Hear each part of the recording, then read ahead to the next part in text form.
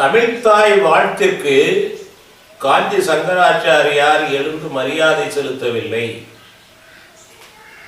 அவர் தமிழ்த்தாயை அவமதித்து விட்டார். எனவே அவர் நிபந்தனையற்ற மன்னிப்பை வள்ளுவர் சிலையிடம் வந்து அல்லது வள்ளுவர் கோட்டத்தில் வந்து கேட்கணும் அப்படின்ட்டு இன்னைக்கு நிறைய பேர் பேசுறாங்க. நான் அவர் அவமதித்தாரா இல்லையா, இல்லை தமிழ்த்தாய் வாழ்த்துக்கு மரியாதை கொடுக்கணுமா வேண்டாமா அப்படிங்கிற வாதத்துக்குள்ள நான் வர விரும்பலை. எனக்கு அடிப்படையான ஒரு சந்தேகம் என்ன அப்படின்னு கேட்டா, தமிழ்த்தாய்னா யாரு? ஏன்னா தமிழ்த்தாய்க்கு அவமானம் ஏற்பட்டு விட்டது, தமிழ்த்தாயை அவமரியாதை செய்து விட்டார் என்று சொல்றவங்க எல்லாம் பகுத்தறிவுவாதிகள் என்று தன்னை சொல்லிக் கொள்பவர்கள், கடவுள் நம்பிக்கை இல்லை என்று சொல்லிக் கொள்பவர்கள், திராவிட ஈசம் பேசுபவர்கள். இவர்கள் யாருக்குமே வந்து கடவுளே கிடையாது. கடவுள் இருக்கிறாரா அப்படின்னு அவங்க நம்ம கிட்ட கேட்டு அதற்கான ஆதாரம் எங்க இருக்கு, கடவுள் இருந்தா அவர் எங்க இருக்காரு, அவரை பார்க்க முடியுமா, எங்க பிறந்தாரு, எங்க வளர்ந்தாரு, எங்க வாழ்றாரு அப்படின்ட்டுலாம் கேட்குறாங்க. இப்போ அதே கேள்வியை நான் திருப்பி கேட்குறேன். தமிழ்த்தாய் தமிழ்த்தாய்ன்னு சொல்றீங்களே, அந்த தமிழ்த்தாய் எத்தனாவது வருஷம் எங்க பிறந்தாங்க தெரியுமா உங்களுக்கு? எங்க வாழ்ந்தாங்க? கல்வெட்டு ஆதாரம் இருக்கா?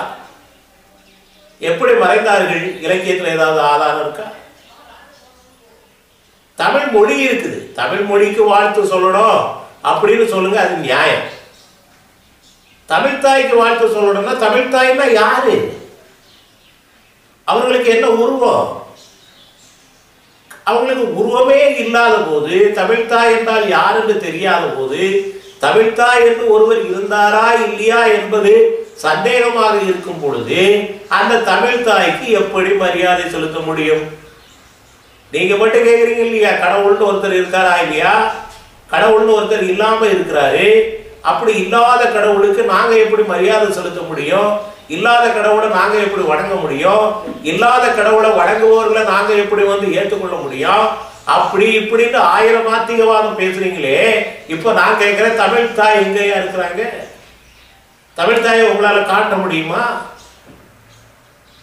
நான் தமிழுக்கு விரோதியே இல்லை. கொஞ்சம் யோசித்து பாருங்க. நீங்க யாருமே தமிழ்த்தாய் என்றால் ஒரு கற்பனை வடிவம், இப்படித்தான் இருப்பாங்க. தமிழ் மொழிய ஒரு பெண்ணாக ஒரு தாயாக உருவகப்படுத்தி கொண்டு நாம் வணங்குகிறோம், அது தப்பு இல்லை. பாரத மாதாவை நாம வந்து வணங்குறோம். பாரதியார் பாரத மாதாவை வணங்கியிருக்கிறார், தமிழையும் பாரதியார் வணங்கியிருக்கிறார். ஆனா இவர்கள் எல்லாருமே பாரத மாதாவை வணங்குபவர்களும் சரி, தமிழ்த்தாயை வணங்குபவர்களும் சரி, கடவுள் நம்பிக்கை உள்ளவர்கள்.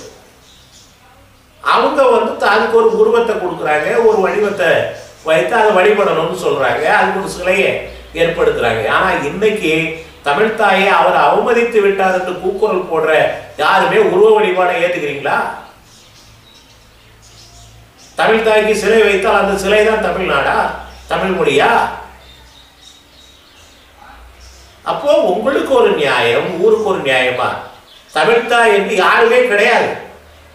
தமிழ் மொழிய நீங்க வாழ்த்துங்க, வரவேற்கும். தமிழ் மொழிக்கு நீங்க வணக்கம் சொல்லலன்னு சொல்லுங்க, நாங்க அதை ஏத்துக்கிறோம், மண்டிட்டு வணங்க தயாரா இருக்கிறோம். இல்லாத தமிழ்த்தாய்க்கு எதுக்கையா நாங்க வணக்கம் சொல்லணும்? இது நான் சொன்னா உங்களுக்கு கசப்பா இருக்கு. இல்லாத தமிழ்த்தாய் அப்படிங்கிற வார்த்தையை நான் பேசினா கசப்பா இருக்கு. இதே மாற்று மதத்தினர் பேசும்போது உங்களால பதில் சொல்ல முடியலையே. நியாயம்னா பொதுவில் இருக்கணும், எல்லாருக்குமே ஒரு நியாயம் இருக்கணும்.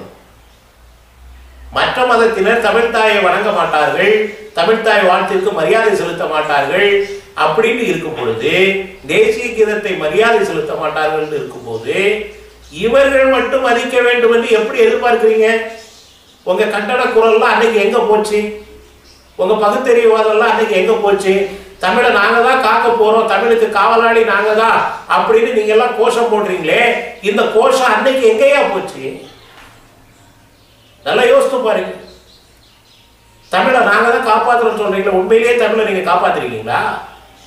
தமிழை காப்பாற்றுறவங்க நீங்கன்னு சொன்னா உங்க வீட்டு பிள்ளைங்களை தமிழ் மீடியத்தில் படிக்க வச்சிருக்கீங்களா? ஊரெல்லாம் ஆங்கில பள்ளியை திறந்து வைக்கிறதுக்கு காரணமா இருந்தது யாருயா? நல்லா யோசித்து பாருங்க. எப்போ பகுத்தறிவுவாதி அரசியல் கட்டில உட்கார்ந்தாரோ, எப்போது நாத்திகம் பேசுகிறவன் அரசியல் அரியணையில் ஏறினாரோ, எப்போது திராவிடவாதிகள் அரசியலுக்கு அதிகாரம் பெற்றார்களோ அப்போதே தமிழை புதைக்க ஆரம்பித்து விட்டீர்கள். இன்னைக்கு தமிழ் படிச்ச வேலை இல்லை, தமிழ் படிச்சவன் தண்டமா சுட்டணும் அப்படிங்கிறது தானே நிலைமை. எந்த பள்ளிக்கூடத்துல தமிழ் இருக்கு? இன்னைக்கு தமிழை சொல்ற பள்ளிக்கூடத்துல உங்க பிள்ளைகளை சேர்க்கிறீங்களா? உங்க பேரன் பேத்திலாம் தமிழ் தான் படிக்கிறாங்களா? அப்புறம் எங்கிருந்து உங்க தமிழை நீங்க வளர்க்க முடியும்? தமிழே தெரியாத ஒரு தலைமுறையை நீங்க உருவாக்கி வச்சிருக்கீங்க.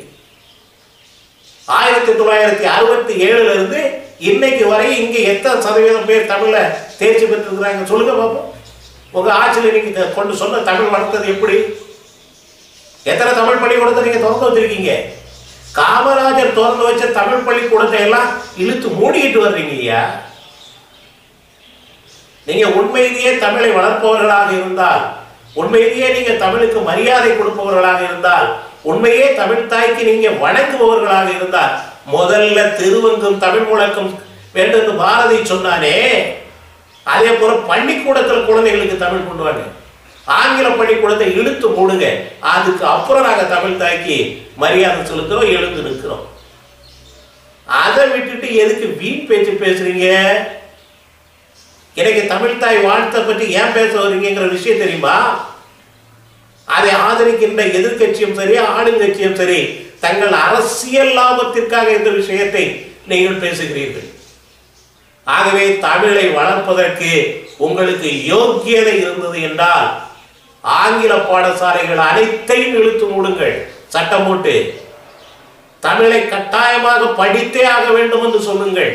தமிழ் படித்தால்தான் அரசுல வேலை கிடைக்கும்னு சொல்லுங்க. அதுக்கப்புறம் வாங்க நாங்க தமிழை மதிக்கிறோம்.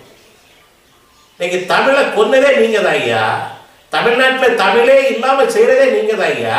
அப்ப தமிழன்னைக்கு மரியாதை செலுத்தல, அது என்ன அர்த்தம்? முதலில் தமிழை வளர்க்க பாடுபடுங்கள். தமிழை வைத்துக் கொண்டு வயிறு வளர்த்தீங்களே, தமிழை வைத்துக் கொண்டு உங்களுடைய பதவிகளை வளர்த்தீர்களே, தமிழை வைத்துக் கொண்டு உங்களுடைய அதிகாரத்தை வளர்த்தீர்களே, அந்த தமிழுக்கு, உங்களுக்கு சோறு போட்ட தமிழுக்கு ஒரு கைப்பிடி சோறு கொடுத்துருப்பீங்களா? தமிழனைய பட்டினி போட்டுட்டு, தமிழனைய நோயில போட்டுட்டு, தமிழனைய சாவ போட்டுட்டு நீங்க எல்லாம் உட்கார்ந்து ஊழையிடும் நரி கூட்டம் மாதிரி உட்கார்ந்து தமிழை பற்றி பேசுறீங்க. முதல்ல அதை நிறுத்துங்க. நீங்க தமிழை வளர்ப்பதை வளர்க்காம ஒதுங்கிட்டாலே தமிழ் தானா வளரும். தமிழ் தாய்க்கு மரியாதை தானா கிடைக்கும். இதை மனதில் வைத்துக் கொள்ளுங்கள். ஸ்ரீ கிருஷ்ணா.